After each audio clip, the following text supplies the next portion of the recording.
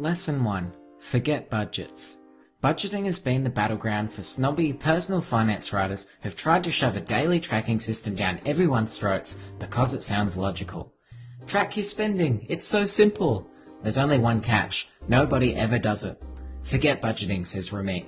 Let's create a conscious spending plan. It involves 4 major spending categories. You contribute a certain percentage of your income into each category. 50 to 60% goes to fixed costs, which includes your rent, bills, food, taxes, debt, etc. 10% to your long-term investments, like your super fund, 401k, Roth IRA, or a low-cost index fund.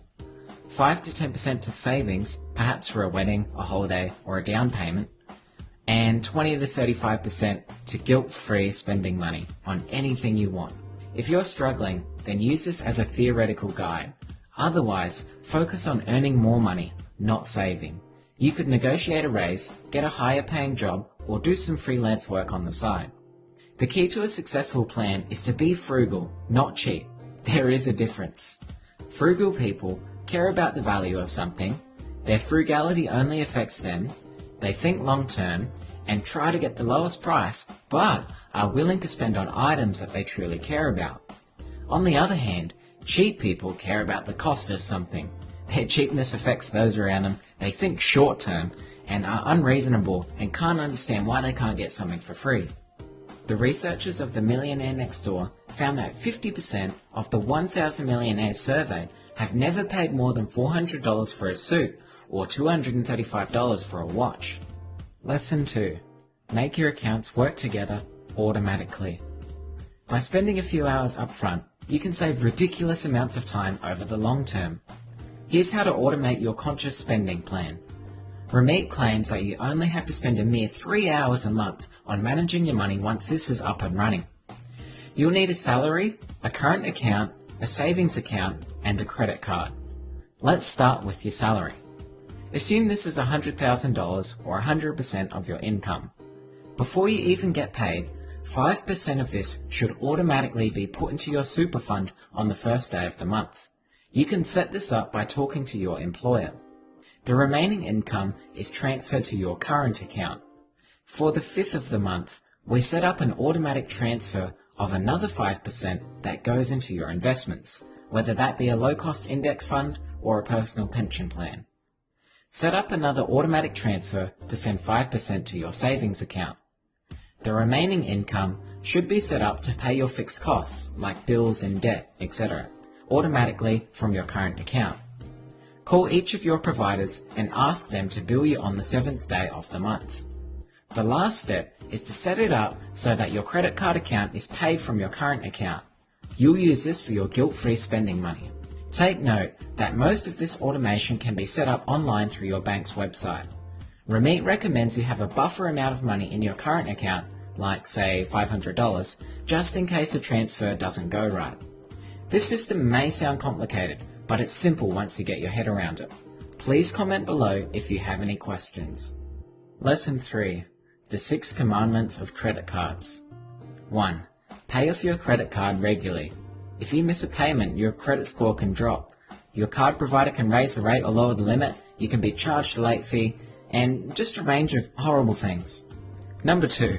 Get all your fees waived on your card. Pick up the phone and ask to have late fees removed. Say you've been a customer for X amount of years and you'd like the fee to be waived.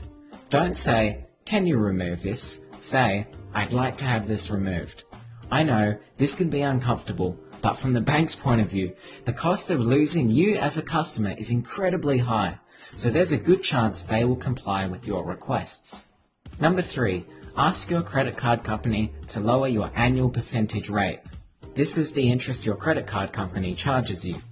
If they ask why, tell them you've been paying the full amount of your bill on time for the last few months, and you know there are a number of credit cards offering better rates than you're currently getting. In Ramit's experience, this works half the time. Number 4. Keep your cards for a long time and keep them active.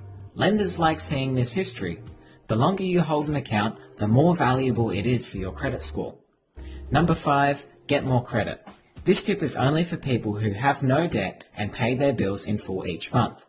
If lenders can see that their competitors have given you credit and you haven't fully used your card up to its limit, they'll feel more comfortable about extending more credit to you. Ring up and ask them. And lastly, number 6, use your rewards, whether that's cashback or frequent flyer points. Lesson 4. How to pay off that damn credit card debt. 70% of Americans carry a balance and fewer than half are willing to reveal their credit card debt to a friend. This shame means that those in debt often don't educate themselves on how to improve their financial situation. Only half Americans pay the minimum for their monthly payments. Ramit is extremely adamant when he tells us that the single key to using credit cards effectively is to do what you can to pay off your credit card in full every month. Here are 5 steps to ridding yourself of credit card debt. Number 1, figure out how much debt you have. 2, decide what to pay off first. Either use the snowball method or the avalanche method. I'll leave a link in the description below explaining what those are. 3, negotiate down the annual percentage rate. 4, decide where the money to pay off your credit cards will come from. Maybe that could come from reducing spending and prioritizing your debt. It's not sexy, but it works. And 5, get started. Not next month, not next week, not tomorrow, now. Lesson 5, how to pay off student debt. Ramit doesn't lie to us. Paying off student debt is tough. Paying a little extra each month can save you years of payments. Only do this once you've cleared more expensive debts. Try to pay at least $50 more each month. It gives you a psychological victory and you'll be able to focus on investing sooner. Call your lender and ask them for help on how you could optimize your monthly payments. By making one phone call, you could save hundreds of dollars. Lesson 6. The myth of financial expertise. In a 2001 study, a researcher named Frederic Brochet from the University of Bordeaux ran a study that shocked the wine industry. He invited 57 wine experts to evaluate 2 wines, one red, one white. After tasting the 2 wines, the experts described the red wine as intense, deep, and spicy. They described the white wine as lively, fresh, and floral. But none of them realized that the wines were actually both white wine. The red wine had been colored with food coloring. Think about that for a second, says Ramit. 57 wine experts couldn't even tell they were drinking 2 identical wines.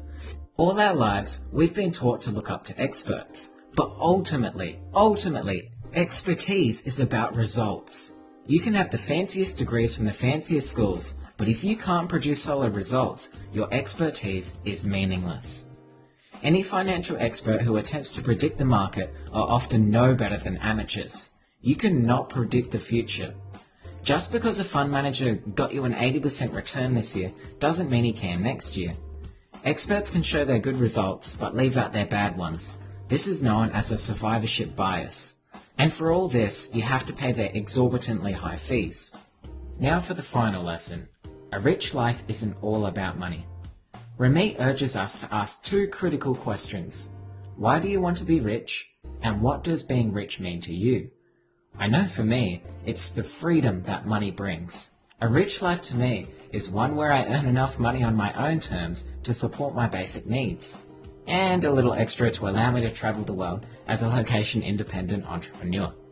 I'm not really a materialistic person, so I don't desire many tangible things. Unless we're talking about books. You can never have too many books. Anyway, so what's your answer?